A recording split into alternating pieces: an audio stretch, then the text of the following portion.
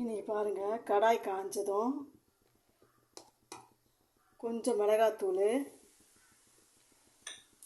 அதில் பூண்டு, கருவேப்பிலை, கொஞ்சம் மஞ்சத்தூள், கொஞ்சம் உப்பு இதெல்லாம் போட்டு கொஞ்சம் வதங்கினதும் இந்த வேக வச்சு ஸ்லைஸ் பண்ணி வச்சுருக்கிற சேமக்கிழங்கு, இந்த சேமக்கிழங்கை இதில் போட்டு நல்லா வதக்க வேண்டியது தான். நல்லா ரோஸ்ட் மாதிரி நல்லா அழகாக வந்துடும்.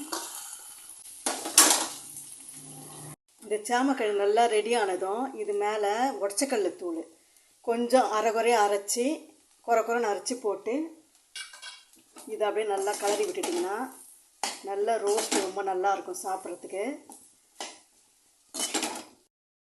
பாருங்கள், சேமக்கிழங்கு ரோஸ்ட் எவ்வளோ அழகாக ரெடியாக இருக்குன்னு. இது ஒன்றோட ஒன்று ஒட்டாது, அந்த உடச்சக்கடலை தூள் போடுறதுனால ஒன்றுக்கு ஒரு ஒட்டாமல் நல்லா ருசியாகவும் இருக்கும். நீங்களும் ட்ரை பண்ணி பாருங்கள் மக்களே. நன்றி மக்களே.